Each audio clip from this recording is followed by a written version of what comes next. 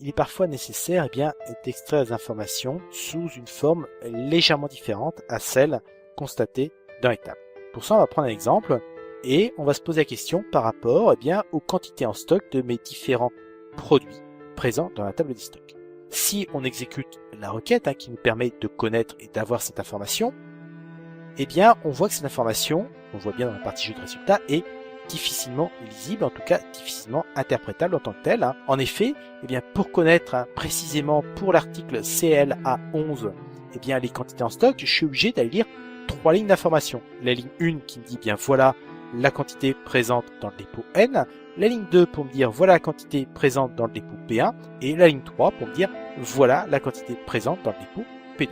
Et on a ça pour toutes nos références articles. Donc on a bien l'information des résultats, mais on préférerait une présentation légèrement différente en disant voilà, on a une ligne qui correspond à la référence article CLA11, une colonne qui correspond au dépôt de Nantes, à N, une colonne qui correspond au dépôt P1 et une colonne qui correspond au dépôt P2.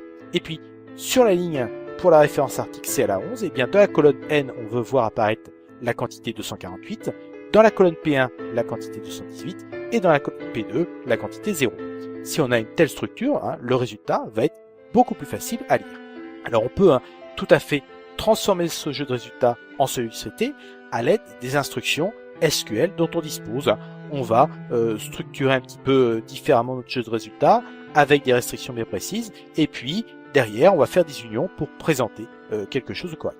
Ça se fait, mais par contre il faut quand même un certain nombre de lignes en passant par les tables temporaires, ainsi de suite. C'est pas forcément très facile à faire ni très élégant. SQL Server propose une instruction qui est l'instruction pivot, qui va nous permettre de produire correctement ce jeu de résultats. Donc on va transformer très légèrement notre requête. Ne pas oublier qu'on commence toujours à lire une instruction select à partir de la clause from, donc from stock. On prend nos informations depuis la table des stocks et on va pivoter ces informations, donc pivot. Donc on va commencer par lire la deuxième partie de l'instruction pivot, for dépôt in n p1 p2. Donc lorsque le dépôt a pour valeur n p1 p2, on va faire la somme des quantités en stock. En effet, tel qu'on construit actuellement notre requête, rien ne garantit que pour le dépôt n, on n'aura qu'une seule ligne d'information. Ce pivot, on a obligation de le renommer, donc as p. En effet, c'est pas la table des stocks, c'est la table des stocks pivotée, donc transformée. Et donc, à partir de ce pivot p, on va afficher une référence article, donc qui correspond ici à mon CLA11, et puis on va afficher la colonne n. Ici, c'est cette colonne n qui était présente dans le pivot. On va dire c'est le dépôt 1, la colonne P1 c'est le dépôt 2, la colonne P2 c'est le dépôt 3. On pourrait les appeler Nantes, Paris Nord, Paris Sud, peu importe, ça ne change absolument rien. On va donc exécuter la requête, voilà, et lorsqu'on exécute la requête, on voit bien apparaître sur la ligne 1 notre référence article CLA11, puis les 3 valeurs pour le dépôt 1, le dépôt 2 et le dépôt 3 qui sont 248, 218 et 0. Donc on a un résultat tout à fait présentable. Cette table pivotée, donc la table P maintenant, est vraiment une table comme une autre. Pour s'en convaincre, on pourrait se dire, en plus de cette référence article, je voudrais afficher la désignation de mon article.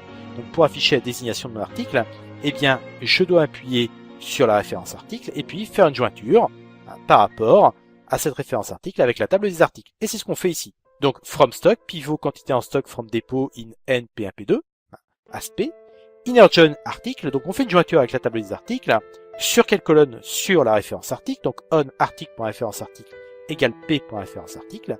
Et qu'est-ce qu'on va afficher à l'aide du select? On va afficher la référence article qui provient du dépôt, la valeur de notre colonne n, de notre colonne p1, de notre colonne p2, et enfin la désignation de l'article. Et on va pouvoir savoir exactement à quoi correspond cet article CLA11.